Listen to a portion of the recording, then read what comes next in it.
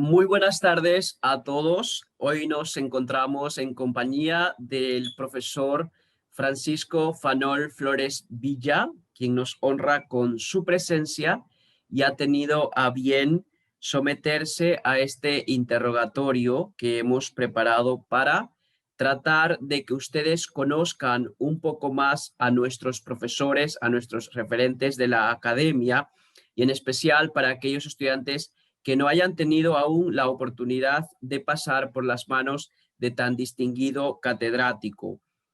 Profesor Francisco Fanol Flores, ¿quiere usted entonces presentarse?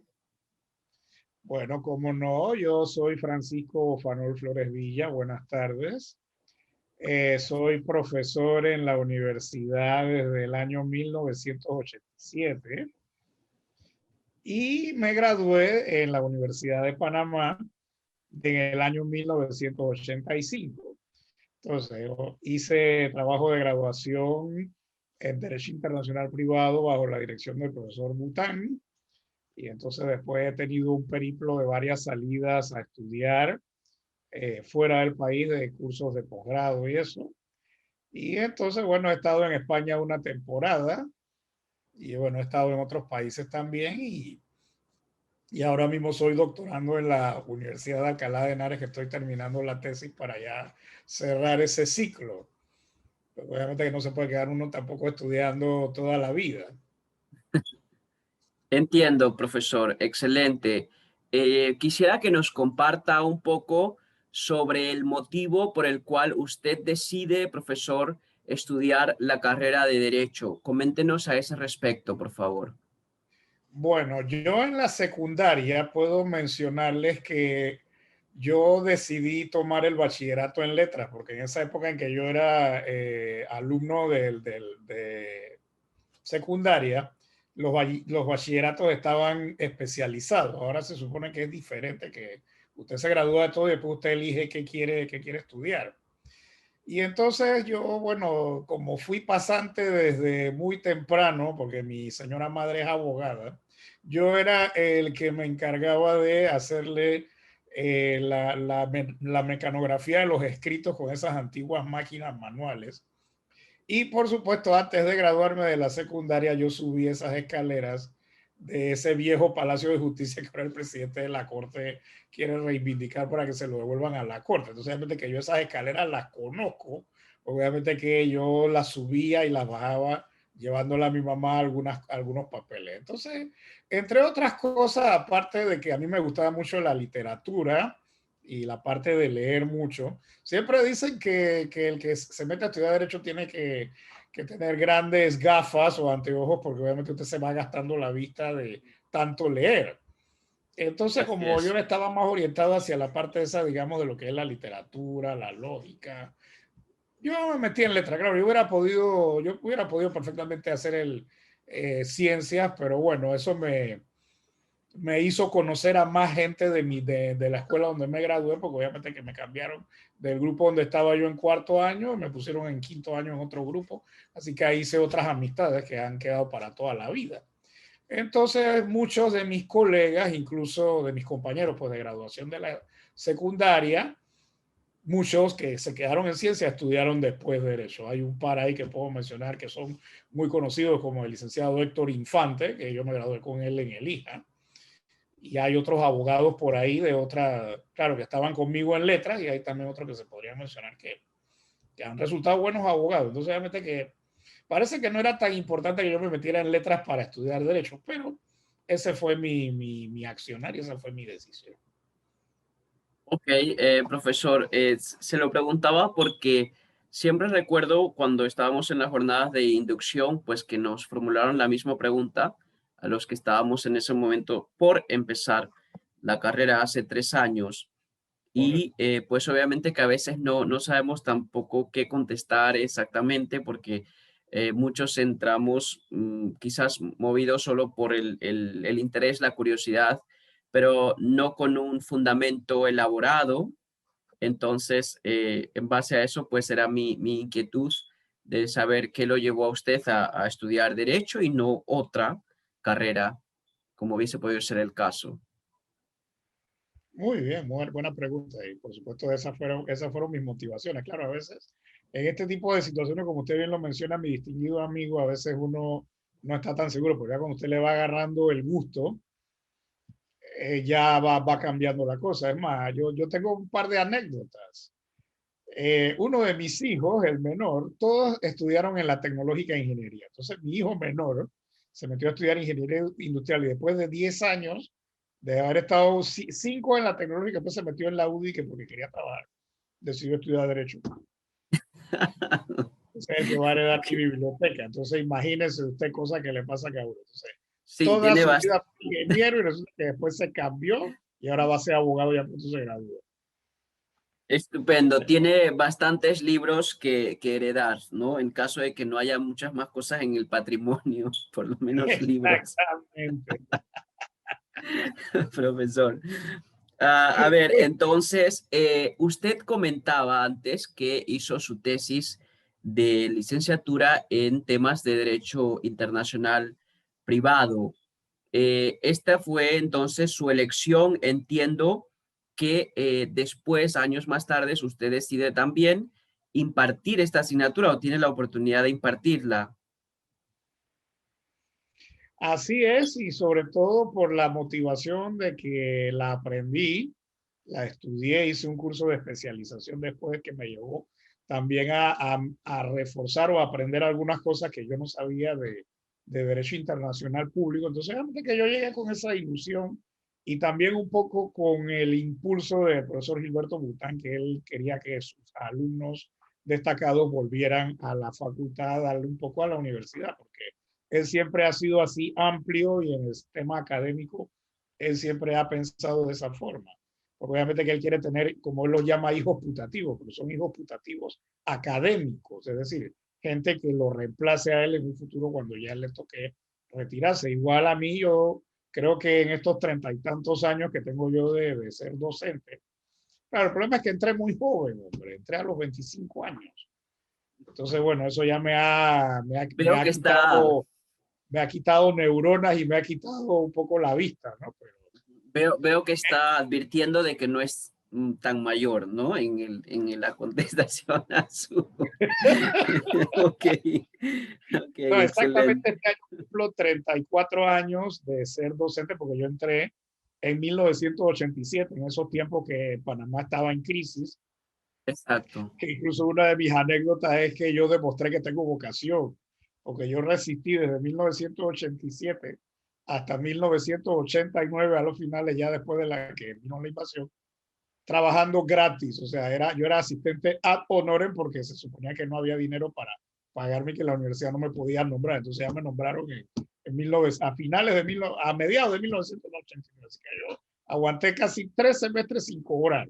Pero claro, lo hice con gusto porque además de que era por deferencia de mi maestro en internacional privado, el profesor Bután, obviamente que yo sí tenía interés de ser docente, sobre todo pensando en compartir esa visión de que hay que formar a la juventud, así como yo recibí una formación esmerada de todos mis maestros, no solamente por mencionar al profesor Bután, sino a todos mis maestros, tanto los que han fallecido como los que todavía viven.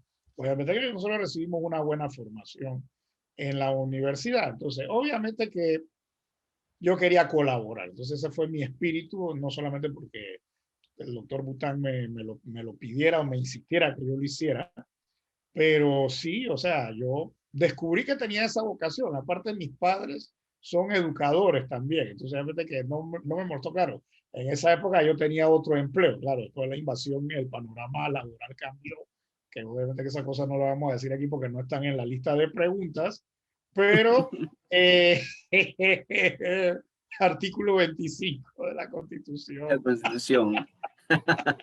Ok. Pero bueno, sí, contestando la segunda pregunta, porque aquí las estoy viendo en paralelo. Por supuesto, tengo 34 años seguidos. Ahora, también explicación para que tus compañeros lo sepan. Obviamente que son seguidos porque la universidad tiene un reglamento de que el profesor que se va a estudiar sigue siendo profesor. Lo que pasa, claro, no está uno impartiendo la docencia, pero te lo cuentan corrido. Porque si tú estás en una beca Entiendo. que la universidad o que conseguiste una beca por el IFARU o por otra cuestión, obviamente que tú pides una licencia, como es para estudiar, se puede pedir con salario, pero a veces no te la dan. Pero bueno, igual te mantienen la continuidad laboral porque eso es una disposición que tiene la propia universidad para, por supuesto, cuidar a su personal. Porque, ¿qué hacen con sacar a los profesores si se supone que esos profesores van a volver a, Exacto. a darle a atender a los estudiantes y a compartir los conocimientos? Eso me parece una gran idea y también demuestra, ¿no?, que se valora al personal académico de la universidad. Estupendo. En su larga trayectoria de docencia, profesor, usted entonces ha ejercido también o ha tenido la oportunidad de paralelamente desempeñar otros cargos, otras funciones, como por ejemplo ser litigante. Sí, pero antes de contestar esa pregunta, te iba a comentar que no solamente he dado Derecho Internacional Público e Internacional Privado. En la carrera yo doy otras asignaturas porque es, digamos, una práctica de que por necesidad del servicio, si tú eres profesor permanente, tú tienes que completar un mínimo de horas para efectos de tu poder justificar que la Contraloría te pague el salario. Entonces, como a veces no habían suficientes grupos de una sola materia, yo, en pocas palabras, yo he sido un caleidoscopio, porque he dado civil, he dado Ujú. derechos humanos, he dado filosofía del derecho, he dado introducción al derecho, he dado varios civiles, no todos, porque obviamente que ya tú sabes que hay algunas cátedras que son, como que dicen, muy especializadas. A mí me gusta, Exacto. por ejemplo, dar más sucesiones que familia. Y entonces, pues bueno, porque ya familia, eso ya lo hablamos otro día, que no está en la lista de preguntas, pero hay varias cosas que habría que comentar, ¿no? Pero alguna vez he dado comercial y también he dado materias de derecho económico. Entonces me han mandado a la Facultad de Economía a dar disque derecho bancario en economía o Ok. legislación financiera en economía. Obviamente que hay algunas materias jurídicas que las otras facultades no las pueden eliminar. Ahora, en cuanto a la continuación de la pregunta, por supuesto, a mí me gusta la profesión, claro, me gusta la docencia y la he ejercido durante muchos años, pero yo me considero un buen litigante. Lo que pasa es que 1989 fue un año donde hubo muchos cambios en el país. Entonces, yo por lo menos desde antes de irme a mi primer curso de posgrado, trabajé en el sector público y también yo atendía casos. Claro, yo ayudaba a mi señora madre, como te lo conté, y entonces ya después cuando ella se empezó a retirar, porque ella también estaba muy metida en la política en esos años, obviamente que ella empezó pues a dejar de lidiar, entonces yo me empecé a encargar de casos tanto porque ella me los pedía como porque entonces los clientes empezaron a llegarme a mí. Entonces, obviamente que un abogado, y esa es la ventaja de la abogacía como una profesión liberal, es que tú puedes compartir tiempo de docencia con entonces tiempo de tribunales o puede ser servidor público. Lo que pasa es que, claro, ahora la Contraloría o las autoridades públicas son más estrictas de que se supone que no pueden colisionar los horarios. Antes de la invasión era un poco más flexible. Así que, bueno, eso es simplemente por comentar, pero sí, yo he litigado. Claro, lo que pasa es que a veces después de la invasión, como era un periodo de crisis, obviamente que no te llegaban muchos clientes por algunas cosas que habían sucedido aquí en el país, que como no son materia de la entrevista no la voy a comentar, Sí, pero pero evidentemente pues fue una época distinta y que quizás a los que no la vivimos nos suena ajena y sin embargo entiendo que para muchos de ustedes pues es una parte importante de su vida, ¿no? Que les trajo también mucho aprendizaje y quizás también les enseñó a valorar muchas cosas, haber vivido ese periodo de crisis, digamos que por tratar de ver lo bueno de las cosas en este aspecto. exactamente, todo cambio trae cosas buenas o cosas malas. Entonces, obviamente que el mundo humano, mi querido amigo, no es perfecto. Entonces, obviamente, claro, algunos dicen que el régimen anterior tenía cosas buenas, pero también tenía cosas malas. Entonces, son cosas que suceden. Sí, es cierto, y es un tema Son de mucho, experiencias. es un tema de mucho debate, profesor. Me consta porque tiene muchas aristas y claro, hay que sentarse a verlo también desde una perspectiva abstracta. Profesor, vamos a continuar con su trayectoria. Y me gustaría preguntarle también, no solo a lo largo de su época de estudiante, sino también en estos momentos, ¿qué recomienda usted o qué nos puede comentar acerca de los referentes que han sido para usted en su vida? Yo sé que su madre, porque la ha mencionado varias veces aquí en lo que llevamos, pero también en el contexto de su vida personal, ¿qué otras fuentes puedes citar de inspiración y compartirlas? Bueno, ahí me vas a dar la oportunidad de hablar de una anécdota que me pasó, porque obviamente que algunas de las fuentes de inspiración, además de algunos grandes profesores que yo tuve en la carrera, también algunos de mis compañeros y amigos me dieron inspiración. Una vez cuando yo estaba en primer año, esto yo creo que te va a dar mucha, te vas a desternillar de la risa.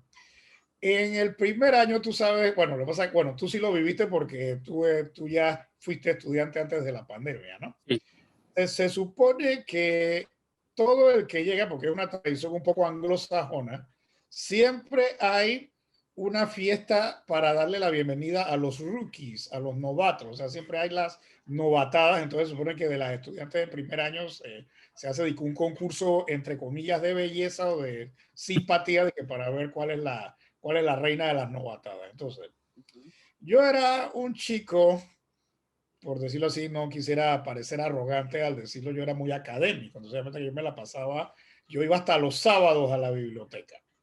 wow. Entonces resulta que una vez yo llegué un sábado en la mañana, porque antes de la invasión o de esa época, pues que yo fui estudiante en la facultad, que todavía la marquesina vieja todavía servía, obviamente que se suponía que las reinas de la novatada se trepaban en la marquesina, entonces eso era como un carnaval, ¿no? Entonces, a mí me parece, o sea, yo llegué al día siguiente porque yo iba a la biblioteca, porque la biblioteca abre los sábados. Entonces, resulta que me encontré con un espectáculo que todo el estacionamiento de la parte adelante estaba lleno de latas de cerveza y, por supuesto, los olores nauseabundos que ya te imaginarás. De Sí, entonces, terrible. entonces era un espectáculo cruel. Yo me quedé que, bueno, qué fue lo que pasó aquí? Claro, yo como entré a la universidad a los 17 años, a mí no me daban permiso para ir a esos holgorios, porque yo me gradué a los 16 años de la secundaria. Entonces, obviamente que yo dije, bueno, ¿y qué pasó aquí? Entonces yo empecé a dudar de mi vocación. Yo dije, bueno, realmente yo no puedo vivir en este mundo corrupto, por decirlo así. Yo me puse a pensar que de repente yo he elegido mal la carrera. O sea, yo casi me pongo a llorar, pero yo digo, bueno, de Se repente esto no es para replanteó. mí. Yo me puse a dudar, yo dije, bueno, vean acá, ¿qué pasó aquí? Y entonces, bueno, ¿será que yo debo meterme al seminario? Pues, porque obviamente que yo no puedo aguantar estas cosas. Entonces, dos amigos míos que ahora son abogados y que nos graduamos juntos, se sentaron conmigo en esa época que habían sillas en la marquesina. Estaban a conversar, no, hombre, deja eso, esas son cosas que suceden y que eso es, por supuesto, parte del folclore panameño y que no le No le pongas tomes atención a eso. tanta... Tú sigues con tus ideas, porque obviamente que, por supuesto, años después, ya alguna vez antes de la pandemia, pues, porque obviamente que, claro, o sea que ya me voy a adelantar un poco en los pasatiempos de la pregunta esa que tienes al final, a mí me gusta bailar. Entonces resulta que ya años después que he ido a lugares a bailar, obviamente que está el mismo olor nauseabundo porque la gente le gusta tirar las cosas en el piso. Entonces de repente no somos muy ordenados en algunas cosas, ¿no? Estamos hablando Exacto. de un lugar de esos bailes al aire libre, ¿me explico? Que eso, a veces, eso marcó mi vida. Entonces mis amigos, que hoy, ya te digo, colegas míos, ahora, por supuesto, me han servido un poco de inspiración para yo seguir creyendo en el cumplimiento de la ley, en el respeto a las instituciones jurídicas y la justicia. Y de hecho, yo no me quejo de mi práctica. Claro, no he tenido casos, digamos, de grandes honorarios como las grandes firmas de abogados, pero yo me siento contento con la labor que yo he desempeñado como jurisconsulto litigante. Y sí me han inspirado, o sea, algunos colegas, amigos míos, algunos profesores y por supuesto ¿cómo te digo? De repente algunos personajes. De repente esa década donde yo viví la docencia era la década del ocaso de la dictadura. Entonces, obviamente que era una cosa como diferente. Entonces, por supuesto, estaba don César Quintero, que era uno de los referentes académicos. y otros profesores importantes.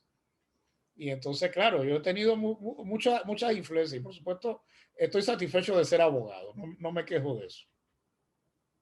Me alegra mucho, profesor, y que, bueno, oportunamente sus amigos estuvieran allí también para mantenerlo y que no hubiese dicho me voy de la facultad y no voy a ser Que sí, abogado, ¿no? estuve a un tris de hacerlo. Poco me faltó, pero bueno, a lo mejor no era mi destino. Pues tal vez Habría era. sido lamentable, ¿no? Porque nos habríamos perdido entonces de tenerle hoy con nosotros. Profesor, vamos un poquito a las actividades de tiempo libre, porque como usted decía antes, es muy académico. ¿Qué hace el profesor Francisco cuando no está en sus labores docentes, en sus labores de litigantes? ¿A qué se dedica usted, profesor? Bueno, yo hago un poco de todo, porque a mí me gusta mucho el mar y me gusta nadar. Obviamente que yo soy fanático de ir a la piscina, al río, a la playa. Me gusta sentir, como te digo, la brisa marina y oler ese olor a sal marina. Y por supuesto me gustan hacer otras cosas. Yo monto bicicleta, ¿qué te digo? Me gusta el cine. Pasa que, claro, ahora ir al cine ahora con esta situación que estamos viendo ahora es un desastre, porque ya lo intenté y realmente no fue muy agradable, sobre todo porque como están economizando, ya que no tienen el margen de recuperación económica de ganancias, los aires acondicionados los tienen dije, muy bajitos que ni se sienten. Entonces, eso más bien parece un horno. Ujú. Entonces, a mí me gusta ir al cine, yo voy al teatro, me gusta leer, hago de todo un poco. Ok, entonces, como tiene muchas actividades, vamos a hacerle un pequeño quiz aquí, un pequeño interrogatorio dentro del interrogatorio. Dele. Eh, Deportista favorito. Bueno, mira, mi deportista favorito, pero es que lo que pasa es que hay varios, ¿no? Vamos por disciplina. Futbolista. Ay, ya me la pusiste difícil, porque mira, lo que pasa es que si digo CR, entonces Ajá. los fans de Messi me van a golpear. Entonces, No, pero bueno, eso, mira, a ver, voy profesor, a tener que mojarme, como dice en España. vivimos en un estado de derecho donde usted puede expresar sus preferencias sin ningún Hay tipo libertad de de... expresión. Claro que sí. Entonces, Bueno, venga. yo voy a decir que mi futbolista favorito es, bueno, sí, Cristiano Ronaldo, pues, porque realmente ha Ok, demostrado muchas cosas. Hay otros ok, está bien. No, no. que son o sea, lo que pasa es que las épocas son diferentes, ¿no? CR, pues CR7, ese es mi futbolista favorito. Ok, ve que no ha pasado nada. La admiración hacia el profesor no va a cambiar jamás. Los estudiantes no se van a fijar en O esto. Así sea que que eres tranquilo. Barça, Vizca Barça, mírate, ve. No, no, no, no para nada, profesor. Yo no he dicho nada aquí. Yo no soy el protagonista de esta entrevista, sino usted. Ok, entonces me imagino también que le gusta, por ejemplo, la lectura, porque antes ha dicho que le gustaba. ¿Nos puede recomendar algún autor aquí que sea digno de leer para usted? Bueno, pero especifícame, ¿jurídico o quieres que te recomiende otra cosa? Un poco más Un poco relajado, más aparte del social, o sea, derecho. que no sea exactamente jurídico. Exacto.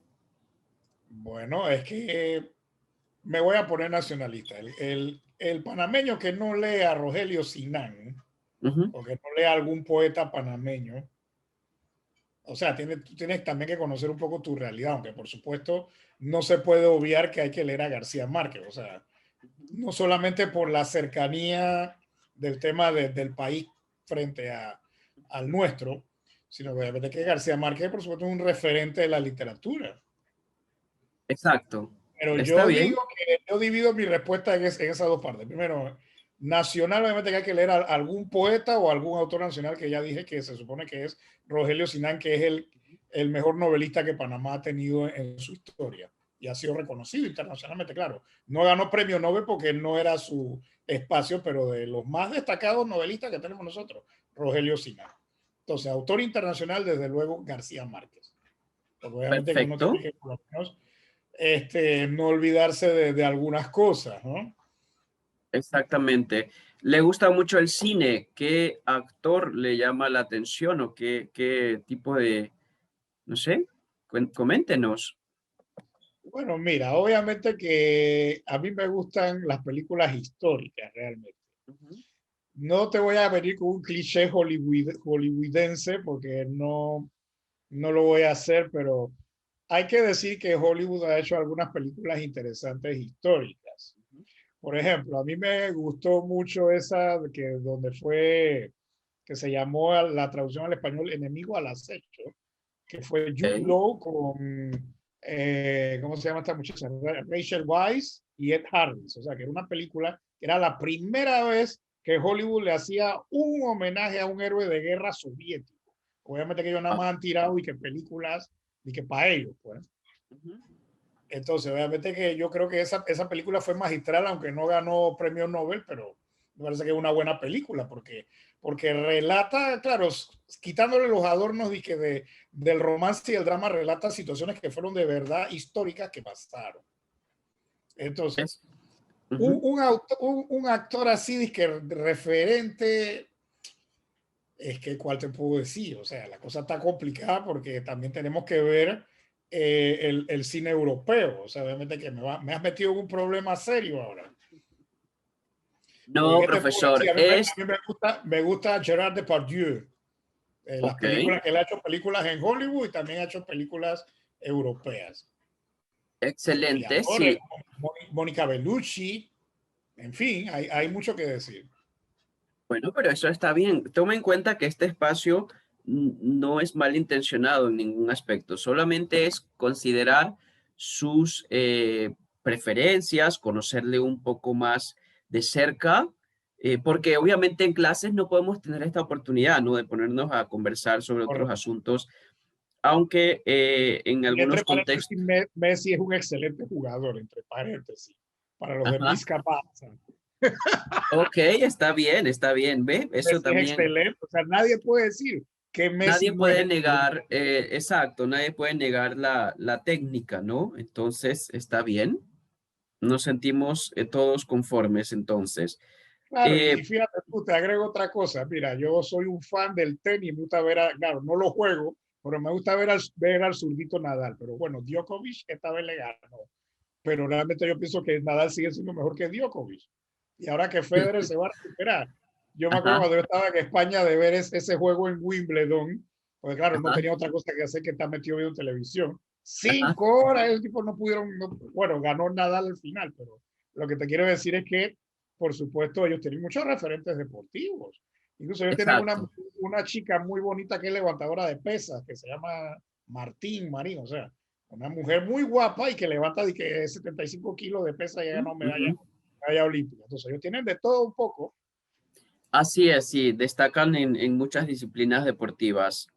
Sí, Bueno, creo que hemos tenido entonces la oportunidad de hacerle este tipo de preguntas más informales. Quería ahora pasar, y esto nos sirvió de antesala, ¿verdad? Para pasar al tema de la facultad como tal. correcto.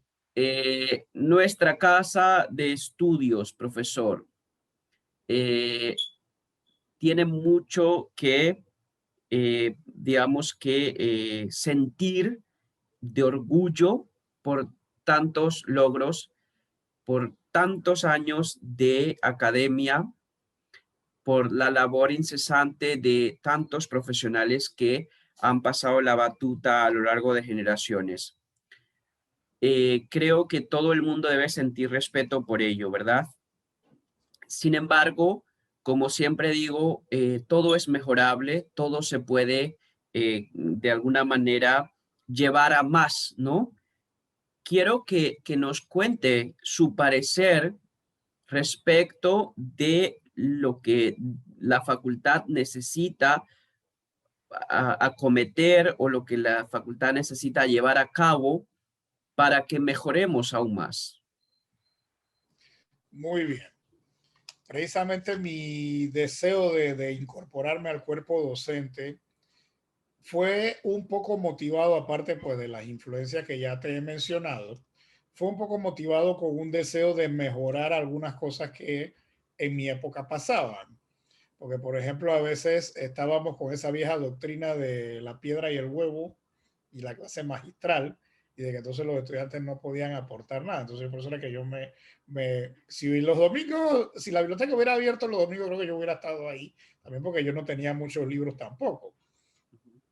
Y entonces, bueno, yo me interesé en formarme, en estudiar precisamente para tratar de aportar en algunas disciplinas que yo veía que había o que yo percibía como en esa época estudiante, ya después profesional joven, yo percibía que hacía falta, digamos, profundización o que hacía falta mejor formación en algunas áreas. Entonces, obviamente que por supuesto esa fue mi principal misión y por eso es que yo me he dedicado en todos estos años un poco a reinventarme, porque yo entré con unas reglas, con la vieja ley que reemplazó el famoso decreto Mordaza de la dictadura. Yo entré con la ley 6, digo, perdón, con la ley 11, y entonces esa ley la fueron cambiando. Después vino la ley 6, que fue la que se supone que abrió el compás para que los procesos de selección de los representantes a los órganos de gobierno de la universidad fueran más amplios, fueran más abiertos.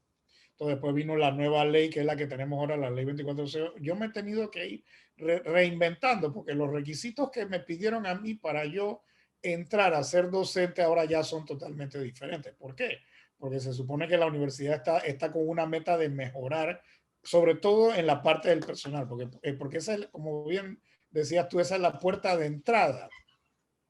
Si el personal no está motivado, si el personal no está bien formado, si el personal entonces de repente se siente atrapado en una camisa de fuerza y no aporta o no le permiten desarrollarse, entonces por supuesto todo viene a mal. Entonces obviamente que vamos cargándonos de amarguras y de frustraciones, entonces obviamente que eso se refleja automáticamente en los educandos. Entonces obviamente que uno tiene que estar contento del trabajo que uno hace. Entonces, definitivamente que para contestar tu pregunta, yo tendría que decir muchas cosas más y no sé si esta entrevista podría durar de que 10 horas, porque no creo que no. Puede durar el tiempo que usted estime conveniente porque estamos hablando cosas que creo que a muchas personas les interesan. Exactamente. Bueno, fíjate tú. Yo pienso que hay cosas que pasan en primer lugar por preparar a los profesores, porque obviamente que eso es lo que pasa. Estamos coexistiendo con los que entraron cuando no se exigía muchos requisitos versus los jóvenes que están entrando ahora, que obviamente que tienen que hacer 5 viacrucis completos de aprender docencia universitaria, aprender maestría, escribir. Entonces, obviamente que hay un poco de gente que no entraron así, entonces por supuesto ya yo estoy en mi posición. Ujú. Claro, esto no se critica y repito que no los estoy criticando, simplemente que se supone que todos debemos a reinventarnos y todos debemos adecuarnos a las situaciones que estamos viviendo actualmente en este siglo con el desarrollo de las tecnologías, con la situación de que efectivamente ahora forzosamente todos hemos tenido que interactuar, porque en otra ocasión me hubieras ido a hacer la entrevista en el salón de profesores y te hubiera invitado un té de los quesos que había ahí y nos hubiéramos sentado a charlar claramente y por supuesto nadie se iba a molestar. Obviamente que algunos te iban a preguntar, este chiquillo que hace aquí. Pero bueno, estás en una labor correcta.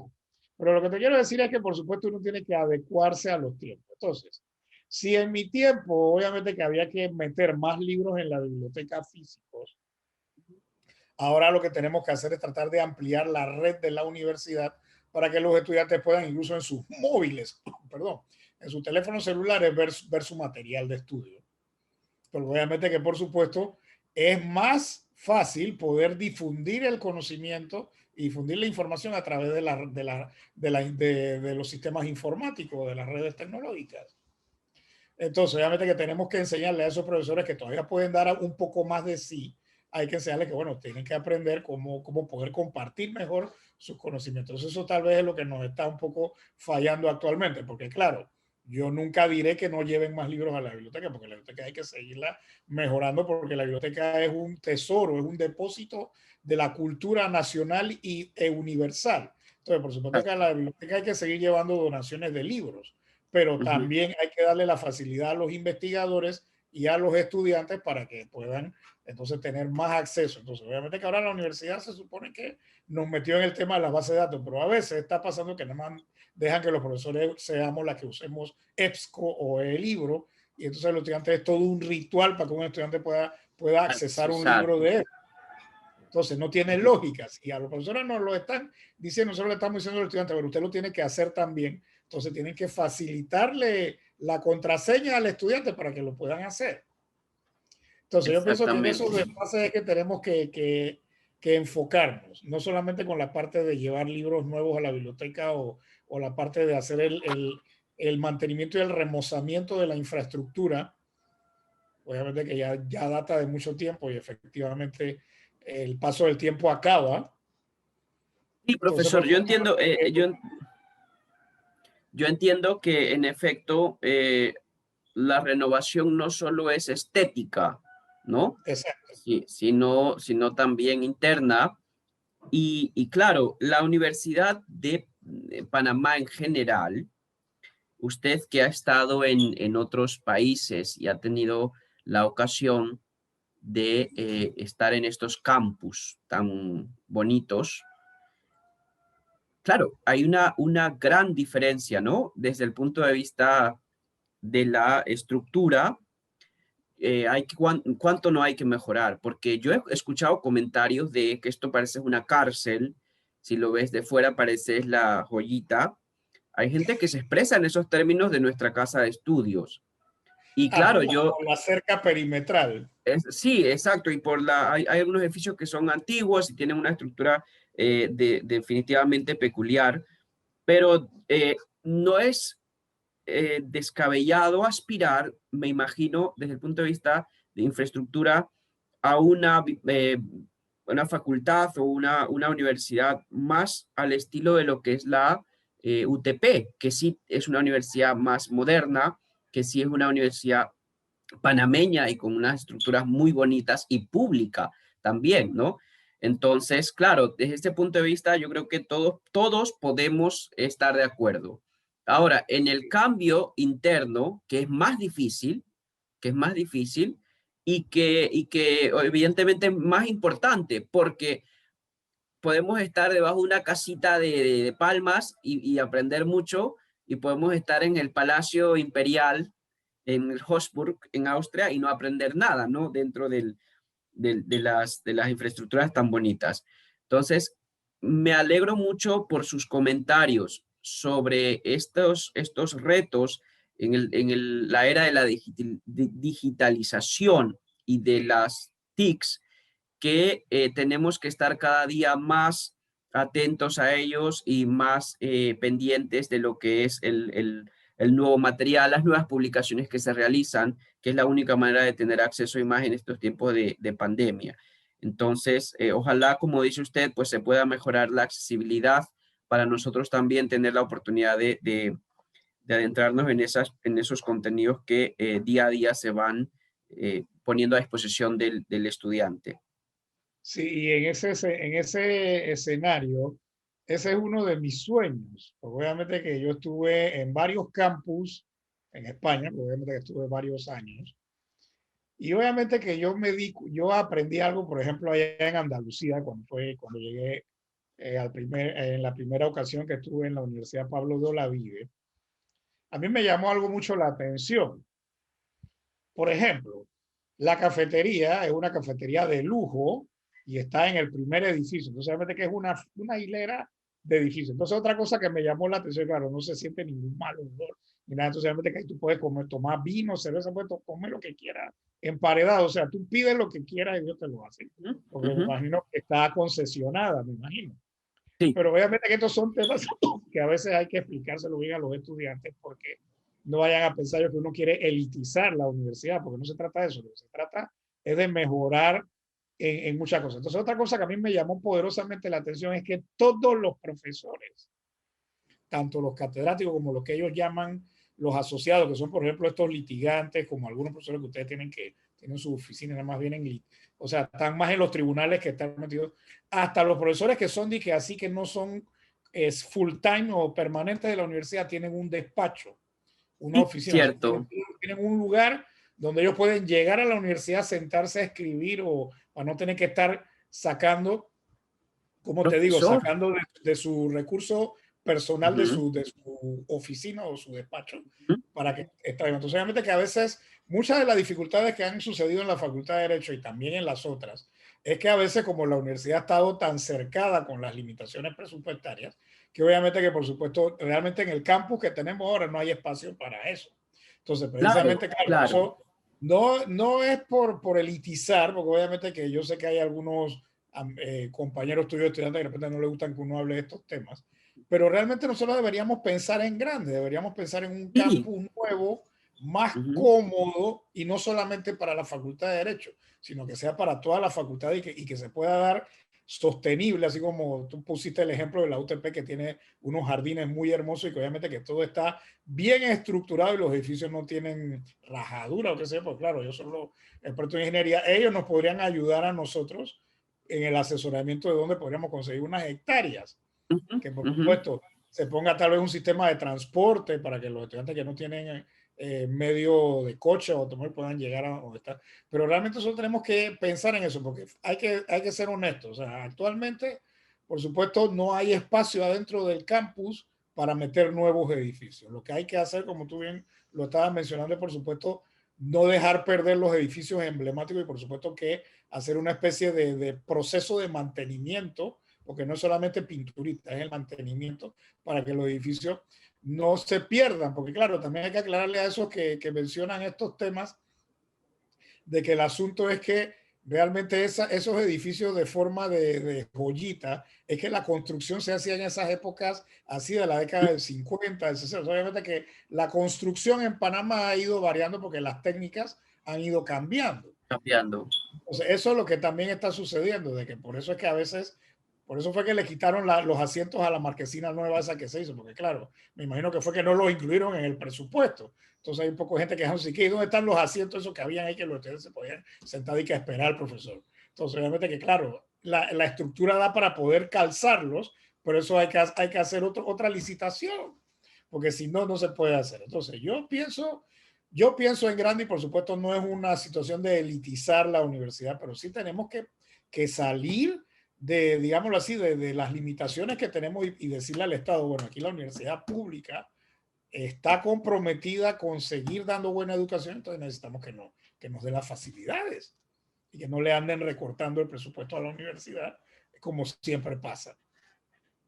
Profesor, usted mencionaba algo que me consta, ¿no? De lo de la disponibilidad que tienen los profesores en el caso de España y otros países como Alemania o Austria, de tener sus despachos para los profesores y que eso conlleva que los profesores dentro de su horario de trabajo tienen 6 horas Puedan de escribir sus tutorías. apuntes, sus folletos, sus cosas. Entonces, incluso las universidades tienen imprenta y tienen editorial y toda la cosa. Exacto, y editoriales. Y los estudiantes pueden consultar tutorías, pueden reservar, porque los profesores tienen esas horas disponibles pagadas para tutorías, como se llama. Entonces usted escribe Así un es. correo o concerta en palabra en una hora de clase, profesor, sus tutorías. Cada profesor pone a disponibilidad del estudiante sus horas de atención. Y entonces la persona va y dice, bueno, yo el miércoles a las 14 horas quiero una tutoría, perfecto, lo agendo y resuelvo dudas y se puede, porque no aspirar a un sistema como este y pensar en grande, como bien usted mencionaba. Entonces me alegro que esto se pueda discutir también y que no sea ajeno a las Y conversaciones que repito, se puedan. no es que estoy despreciando a los estudiantes que quieren mantenerse en el campus que tenemos. Incluso si tenemos un campus nuevo, podemos dividir ciertas Exacto. cosas que pueden hacer Ujú, en el campus Méndez Pereira, entonces en el nuevo ujú. campus se hacen otras. Y por Exacto. supuesto tendremos más espacio. Y fíjese Así usted es. que esta, ¿Sprechen Sie Deutsch? Ja, natürlich, ich spreche Deutsch. Ah, yo también estuve en Alemania y la diferencia que hay entre Alemania y España es que precisamente mi profesor en Bayreuth, él tenía secretaria, claro, lo que pasa es que él después lo nombraron que vicepresidente de la universidad. En España, así como que de repente los que tienen secretarios son los decanos. o sea, secretaria, pues para atender esa cosa que usted dice. Entonces, obviamente que eso, y no es un edificio muy nuevo el de la Universidad Bayreuth, o sea, no es tan nuevo, pero es un edificio bonito, tiene de todo, tiene la cafetería por otro lado, o sea, y tiene grandes espacios, que eso es lo bonito que yo vi en Alemania también, porque yo estuve, claro, me falta todavía seguir aprendiendo un poco más el idioma, porque por mi edad, el DAAD no me dio una beca de un año, como yo soy de que ya no muy joven, nada, me dieron una beca de 4 meses. Entonces, obviamente que ya al 3 meses y medio ya estaba empezando a entender los chistes en la televisión, pero me tenía que ir porque como ellos sí son bien estrictos con lo de las visas, me tuve que regresar para Genau. España porque no Dann Sie podía sind quedar. zurückgekommen, ¿no? Entonces ha tenido que volver. Entonces viajé, entonces después regresé, entonces claro, como yo soy panameño, no me ponían trabas para entrar, pero me quedé, dije, 2 meses más, después visité a mi casera y todo eso, que por ahí me escribe de vez en cuando que le voy a escribir, porque creo que me preguntó que cómo me estaba yendo con esto de la pandemia, pero muy agradable. Entonces, a ellos, o sea, invierten en educación, entonces eso nos está haciendo Exacto, falta a nosotros. Entonces, yo creo exacto, que se puede conseguir un terreno en alguna parte donde se pueda hacer un nuevo campo, porque podríamos visualizarlo así, de que no es que vamos a botar el viejo, sino que obviamente que exacto, algo donde se pueda hacer más, ¿cómo te digo? Nuevas estructuras físicas para poder entonces darle mejor servicio a los estudiantes y al público. estoy, estoy También al público es importante. completamente, estoy completamente de acuerdo con su forma de pensar. Y yo siento que, claro, el haber estado para usted en otras latitudes y tener la oportunidad de estar en contacto con todos estas otras visiones y horizontes, pues le influye también en esa forma de pensar. Me alegra. Profesor, en su, vamos a regresar un poco en el tiempo, en su fase de estudiante, que todavía, por lo que me contaba antes, no ha terminado, ¿usted siente que hay personas que opinan esto? ¿Ha habido cambios muy drásticos en nuestra forma de ser como jóvenes y de ver la vida? Que muchos dicen, bueno, les gustan las cosas más fáciles, no tienen ese empeño, no tienen ese deseo real de aprender, sino que es como, venga, deme mi título, que me quiero ir de aquí. ¿Cómo ve usted las cosas respecto de antes y ahora? Bueno, esa pregunta tiene varias respuestas o tiene un conjunto de respuestas. Porque lo primero que hay que decir al respecto es que la cultura es la que ha cambiado. No es que los estudiantes hayan cambiado. ¿Por qué? Porque obviamente que se supone que se habla de millennials, porque se supone que ahora la gente tiene un celular y yo puedo hacer muchas cosas con un celular. Pero de ahí a que yo diga que tú vas a ser un mal estudiante porque solamente usas el celular, eso no tiene ninguna lógica. Lo que pasa que, claro, obviamente que la cultura de antes era un poquito más diferente, más como más presencial. Entonces, obviamente que también la gente de antes era un poco diferente, por lo menos diferente en el sentido de que claro, uno iba a la avenida central, que por ahí pasaban los autobuses, y obviamente que habían cines que usted pagaba de que por 2 películas, de que $1.50, entonces obviamente que a la gente le gustaba más caminar por la avenida central o por Caledonia o por otros lugares, entonces obviamente que la fisonomía de la ciudad también ha cambiado un poco, pero eso no significa de que haya cambiado el estudiante, porque simplemente lo que ha pasado es que ahora tenemos otras formas de aprender y por supuesto hay otro tipo de realidad, porque por ejemplo, en la época en que yo era estudiante, por supuesto, la mayoría no teníamos automóvil, ahora la cosa ha cambiado, ahora hay más estudiantes, por lo menos yo no tengo automóvil todavía, pero ahora en la realidad de la Facultad de Derecho hay muchos estudiantes que tienen más carros y más bonitos que los de algunos profesores. Entonces, ¿qué te indica eso? Obviamente que hay un nivel de economía diferente. Entonces, el hecho de que tú tengas un carro, eso te da movilidad y tú puedes ir a muchas partes. Entonces, Exacto. de repente no necesariamente a la biblioteca, pues tú puedes ir para otra parte. Entonces, en ese sentido, el hecho de que ahora tengamos un cambio tecnológico que ha incidido en el cambio de la cultura no significa que ahora los estudiantes sean peores que antes. Igual hay muchos estudiantes muy buenos. Tal vez lo que sí se nota es que tal vez la gente ahora es un poquito más callada porque por la disciplina tenemos que estar y que de repente ahora la población de la universidad se ha modificado, porque ahora si tú te pones a ver hay muchas más damas o jóvenes femeninas recibiendo instrucción en derecho y en otras facultades que hombres. Entonces, en ese sentido, sí hay como una desproporción. O sea, eso sí tal vez es un poco diferente, pero eso no impide de que no hayan estudiantes aventajados, hombres y mujeres, que estén, como te digo, preocupándose por lo académico. Y la prueba de eso está en el letrero que está en la escalera del segundo edificio, que ahí salen, porque eso fue una idea que se le ocurrió a un decano en administraciones anteriores, de que obviamente de que había que distinguir a los estudiantes que estaban haciéndolo bien o que tenían una proyección académica fuerte. Entonces, ese no es por estar haciéndole bullying a nadie, sino que simplemente eso era como para darle un reconocimiento a esos estudiantes que se están esmerando en sacar muy buenas notas y estar en los promedios sin malanda o llegando al promedio perfecto de 3. Bueno, hay que El actualizarlo. hecho de que tú seas sin malanda o seas 2.5 o seas 1.75 no te va a quitar el derecho a que tú puedas ser un buen abogado. Eso no tiene nada que Sí, ver. Yo me gradué sí. con 2.41, porque eso del sistema del índice académico no ha cambiado. Yo no me quejo. Me pusieron un par de Ds por ahí que algunas fueron injustas, pero bueno, después yo, como se podía repetir la materia del siguiente día, entonces saqué, tengo doble nota, entonces tengo una D y una A, porque eso no lo borran. Por lo menos en la época mía Exacto, no se borraba. Entonces, exacto. eso yo quería aprender, a mí no me importaba el tema específicamente de que si era una A, B, o sea, eso tenía que ver. Pero yo no creo que sea tan diferente. Lo que pasa es que, claro, ahora de repente, ahora como tenemos una cultura en esta década o en este siglo XXI que es más visual, de repente uno ve más a la gente porque la gente se toma más fotos, la gente tiene más redes sociales, se pone de que aquí estoy, pues bueno, miren lo que hice ahí, miren qué comí. Entonces, obviamente que la gente ahora es más visual y es menos, ¿cómo decírtelo? Es menos de eso, de que nos tomábamos un té y nos poníamos a pensar o a filosofar. O sea, Más eso tal cercanas vez y es que lo que son ha cambiado. Pero menos profundas, menos profundas. sí, porque digo, yo, claro, está bien que a mí me guste sacarme fotos, pero si vamos a estarme sacando fotos a mi enorme barriga, pues eso no quiero. Pero nada más que no quiero nada más salir para acá, porque de aquí para arriba no se ve la barriga. Ajá.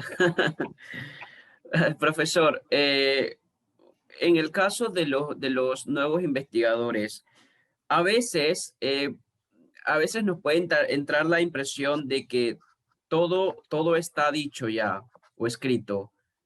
¿Qué nos puede decir a ese respecto? Es decir, tú te pones a hacer una tesis o ideas para tesis y de la nada lees aquí, lees allá y dices, bueno, pero es que parece que todo estuviera dicho ya. ¿Yo qué puedo decir al respecto? ¿Qué puedo contribuir yo? ¿Qué nos dice usted? Bueno, es que eso es relativo y te explico por qué. Hay un famoso intelectual español que se apellidaba Ramón y Cajal, que él en un libro Pues, él dijo, no hay temas agotados, o lo escribió pues, en una obra que él escribió, no hay temas agotados, sino que hay individuos o hay hombres que están, o sea, que están así ¿mm? cansados o están agotados sobre los temas. Ok, Entonces, ¿qué te intento decir? Que desde el punto de vista metodológico esa es una premisa falsa, porque ujú, obviamente que uno siempre puede decir algo nuevo, sobre todo porque es el enfoque metodológico que tú le vas a dar a un proyecto de investigación. Y eso perfectamente un estudiante o un académico o un investigador profesional lo puede hacer igual. Porque obviamente que es el punto de establecer, digámoslo así, un nuevo Weltanschauung, como se dice en alemán, Weltanschauung, genau, visión. Ujú, un nuevo punto de vista sobre esta X cosa.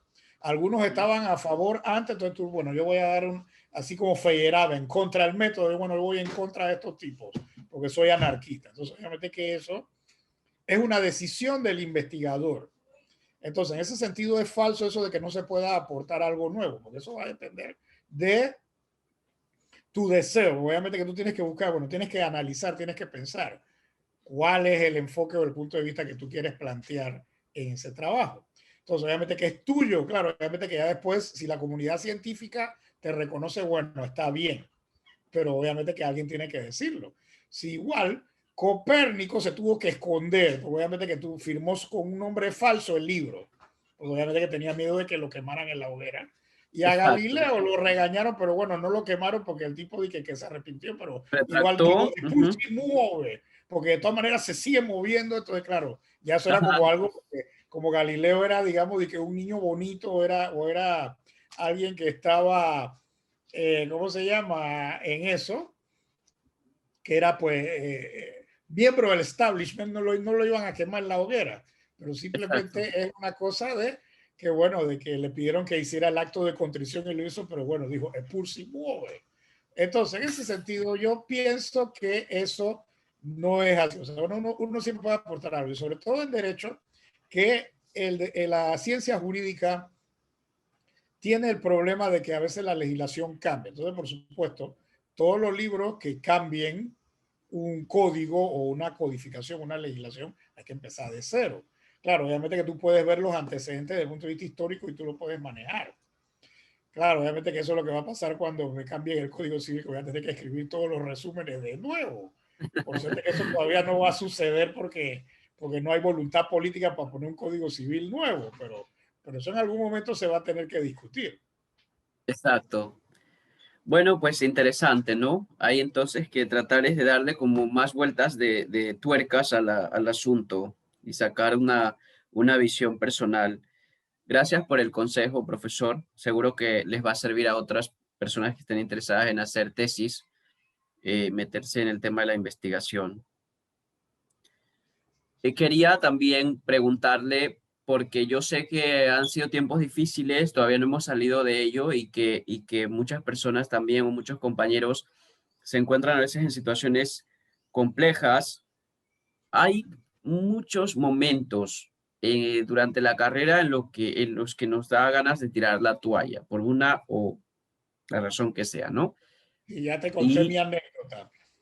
sí, y entonces, exacto, desde ese punto y desde otras vivencias, ¿cómo mantenerse a flote, profesor? ¿Cómo mantenernos a flote? Bueno, como lo diría Ignacio de Loyola, tú tienes que hacer una introspección, o sea, tienes que mirar dentro de ti.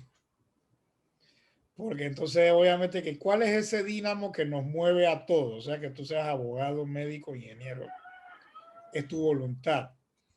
No soy muy amante o seguidor de Nietzsche, pero der Wille zur Macht, la voluntad de poder. Entonces, obviamente, que si tú quieres algo, tú tienes que luchar por eso.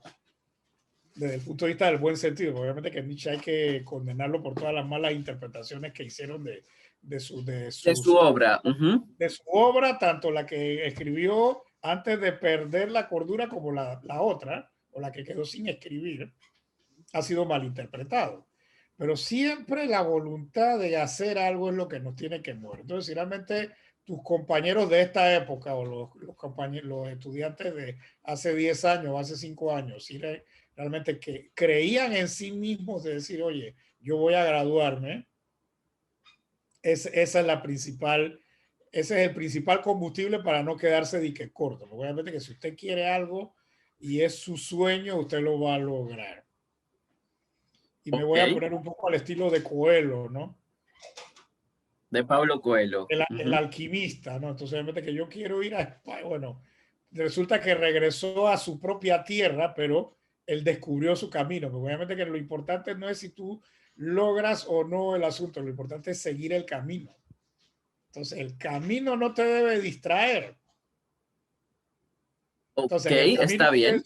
siempre aparece esa cosa de que me fue malo, que un profesor me calificó mal injustamente, o qué barbaridad me pasó, me hicieron un bullying, un compañero, una compañera se propasó, tantas cosas que le pueden pasar a uno, mi estimado amigo, que por supuesto uno a veces queda, pero bueno, yo no me quejo, o sea, yo por lo menos creo que no lo estoy haciendo mal y claro, no es que soy de que el súper abogado que me he ganado de que 100 casos al año, o sea, no, pero a mí me gusta la profesión, yo sé que en algún momento si ya dejo de ser profesor, Yo creo que yo voy a volver a los tribunales, ¿por qué no? Porque obviamente uno tiene que tener la mente ocupada, no se puede uno quedar sin algo que hacer.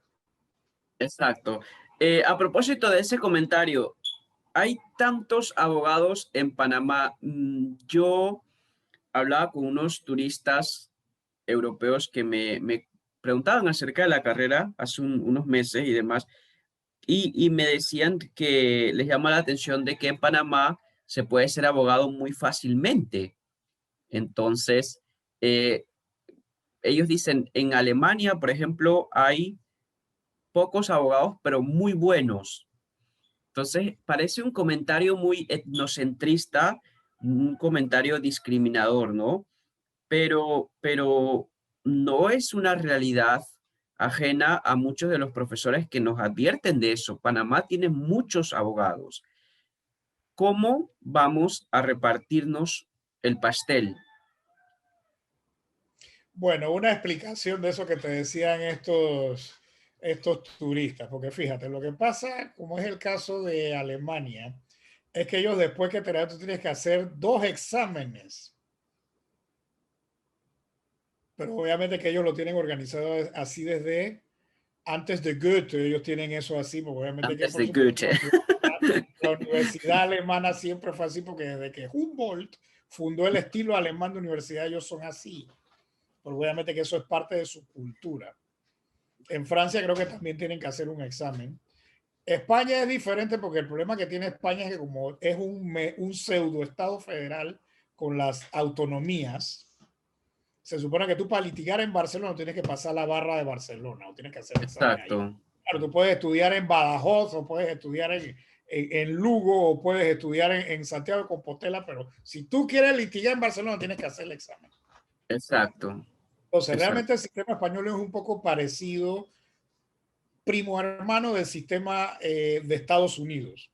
Porque precisamente ahí también viene el problema ese, de que como Estados Unidos sí es típicamente un estado federal, ellos sí necesitan que el que estudia en Duke, si quiere ir a litigar en New York, tiene que pasar el examen de New York. Porque obviamente que cada estado tiene asamblea legislativa y cada estado puede dictar leyes que entonces no son You exactamente know, iguales a las de es Delaware diferente.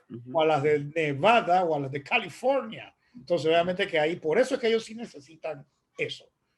¿Cuál es el problema que tenemos nosotros en Panamá frente a la entre comillas, exceso de abogados?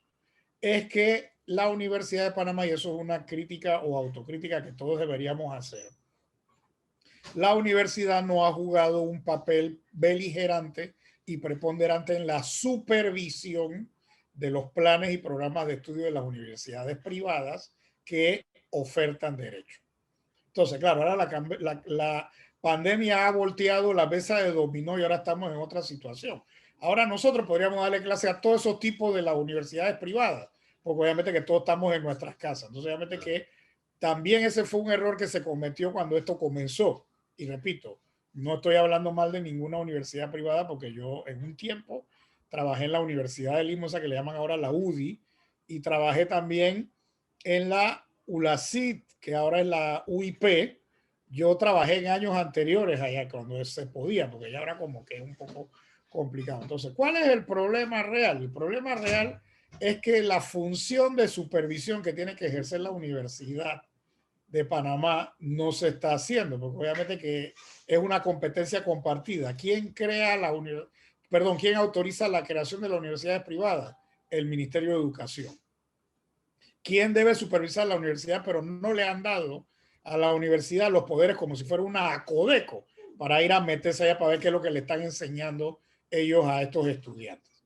Obviamente que igual no podemos ponernos en un plan o en una idea totalmente radical de decir que las universidades privadas deben cerrar porque eso está en la Constitución, se supone que puede haber educación particular. Pero el Así es. punto es que la universidad no ha estado jugando un papel firme en supervisar y decir que a ustedes no le están enseñando nada de esos tipos. Entonces tienen que cambiar. Ahí es donde está, digamos, el problema. Entonces yo sé que una buena supervisión que pudiera ejercer la Universidad de Panamá, porque es su función, perdón, constitucional, sobre todas las universidades privadas e incluso sobre los centros regionales que tienen abierta la carrera podría ser un paliativo o una solución concreta a esa inquietud. Porque a mí yo no le tengo miedo a la competencia. Tal vez habrá algunos otros colegas que sí que prefieren que hayan menos abogados porque piensan que le van a cerrar la oficina. Pero realmente el abogado que sabe ser abogado nunca deja de tener por lo menos uno o dos casos. Entonces, si tú eres Sí, bueno, el cliente te recomienda y tú sigues adelante y tú haces una buena presentación. Entonces, en ese sentido, ahí es donde está francamente el problema, porque al inicio, porque realmente las únicas universidades privadas que existían en la época en que yo era estudiante era la UMA, y después empezó que la Universidad de Limo en el año 1985-86, que quedaron en el edificio ese de la antigua Escuela María Inmaculada. Esas eran las dos únicas universidades privadas, porque la UNACI entró después de la invasión. Entonces, comprendo. el problema es que el gobierno de la invasión es que ahí donde empezó la cosa, porque eso debió haberse planificado estratégicamente con la Universidad de Panamá y decir, bueno, acá, bueno, vamos a sentarnos Ministerio de Educación y Universidad de Panamá. ¿Cuáles son las condiciones que va a plantear la Universidad de Panamá para que estas universidades nuevas sean, bueno, que enseñen carreras no tradicionales? Y que entonces nosotros nos quedamos con medicina, con enfermería, con derecho, entonces que la tecnológica siga con ingeniería, pero que las universidades privadas, bueno, oferten cosas que nosotros no tenemos los profesores. Entonces eso como no se cuadró así, por eso fue que estas universidades comenzaron entonces a decir, bueno, yo también voy a dar derecho, pero ¿a precio de qué? Entonces no tienen el personal. Si tuvieran el personal sería otra cosa, pero la Universidad de Panamá tiene que ir a ver quién es ese fulano de tal que está dando clase allá. Incluso con los sistemas más flexibles de eso de la universidad esa que es de que cuatro sábados en un mes, para no decirle el nombre, puede ser que tengan algún buen profesor, pero la carrera esta no se puede aprender así. Por eso es que la UDI también yo la he sacado de mi lista blanca y está en mi lista negra, porque ellos desde antes de la pandemia, ellos habían pasado toda la licenciatura en Derecho virtual. Entonces tú tampoco puedes irte a un extremo así. A veces los estudiantes tienen que ver al profesor. Entonces ellos Tener no le esa pidieron interacción. permiso a la Universidad de Panamá para cambiar su plan para decir que ellos eran claros. Obviamente que ahora en la pandemia nadie les va a decir nada porque van a decir que, bueno, le estamos Es, pateando la lonchera o la portavianda de que ellos no puedan, pero es un problema de supervisión. Entonces, pueden haber 30,000 o 50,000 abogados. Si están bien formados, yo no le tengo miedo. sí, el tema, o sea, ese es un tema que si bien es cierto, no se puede zanjar así y como usted dice, es un tema de discusión. Sí es verdad que en primer lugar, como usted menciona, hay que subir el listón. Hay que subir el listón. Y no será o no faltará profesor que haya dicho, a mi modo de ver, con mucha razón, que hay que establecer requisitos más firmes para estudiar la carrera de derecho. Y eso contribuye en el beneficio de todos. Yo soy uno de los que en esto resulto muy categórico. Yo huyo de la mediocridad. Todo el que me conoce sabe que huyo de la mediocridad y es algo al que creo que todo no es una cualidad, ni lo veo como una virtud, ni lo digo para ser arrogante. Es un Claro. compromiso con nosotros como personas, con nuestro país. El que se diga ser patriota, panameño, orgulloso de su país, tú tienes que rechazar la mediocridad. Entonces, en Sí, ese sí. contexto, en ese contexto, profesor, pues sí entiendo su preocupación, la de muchos, por eso la transmito aquí, se lo formulaba a usted a modo de pregunta para conocer también su parecer al respecto. Profesor, yo siento que en su faceta de abogado, pues no ha de faltar también la perspectiva de una formación en el extranjero. En su faceta como profesor, pues también noto que esa influencia está presente. Su accesibilidad es algo digno de admirar. Creo que muchos de los compañeros lo hemos conversado en diferentes ocasiones. Para mí ha sido un placer conocerle este año por primera vez, tenerle este semestre como Es profesor recíproco, porque se ve que tú eres un estudiante modelo y lo veo así, o sea, así te aprecio, y además eres muy puntual y todo. Gracias, profesor. Entonces, yo repito, le tengo a usted como el docente en la asignatura de Derecho Civil Contratos. Quiero manifestar que su legado va a ser algo bonito. Creo que diferentes estudiantes le verán diferentes cualidades. Ahora bien, su propio eh, su propio bolso o su propio séquito, ¿cuál es usted, cómo se vislumbra su legado de cara a un futuro? Francisco Fanol Flores Villa, ¿cuál es? Bueno, yo me vislumbro dejando también algunos hijos putativos o algunos hijos académicos, porque obviamente que yo sé que en algún momento me va a tocar irme. Obviamente que parte de mi legado va a ser, por supuesto, cuando yo pueda publicar mi libro, porque eso es algo que me hace falta. Yo he hecho algunas investigaciones, he dado muchas conferencias, pero obviamente que, por supuesto, como decía en otros tiempos, se supone que un ciudadano tenía que cumplir tres deberes: tenía que tener un hijo, tenía que plantar un árbol y tenía que escribir un libro. Claro, esa era otra época. No sé ahora, no sé cómo lo verá la gente del siglo XXI esos aspectos, pues sobre todo porque todavía el siglo XXI no ha dado disque un filósofo, un pensador. Todavía seguimos con Luigi Ferrajoli, que es, digamos, todavía un autor del siglo pasado, que se supone que es el último gran filósofo del derecho, teórico del derecho. Entonces yo quisiera dejar ese legado, por lo menos tener una obra escrita y por lo menos dejarla en una biblioteca y difundirla, pues. Y entonces, por supuesto, también un legado de buen hacer, de dejar a alguna persona que pueda reemplazarme cuando ya yo no, me toque retirarme, porque obviamente que hay que retirarse y hay que saber retirarse. Entonces, obviamente que yo sé que eso muy pronto me puede suceder, porque obviamente que aunque ahora estén disque cambiando las definiciones de adulto y de tercera edad, para engañarnos y subirnos la edad de jubilación, obviamente que eso, o sea, el cuerpo humano se va desgastando, entonces eso es algo normal. Entonces yo sí aspiro, sobre todo por lo menos de mi percepción personal, yo aspiro por lo menos a dejar alguna obra que sea considerada importante a nivel jurídico. De repente yo tenía el plan, o lo tengo, de escribir mis memorias de mi experiencia en España. Obviamente que yo a veces llevaba un diario y iba escribiendo algunas cosas en homenaje a mucha gente que allá en la ciudad de Sevilla me ayudó.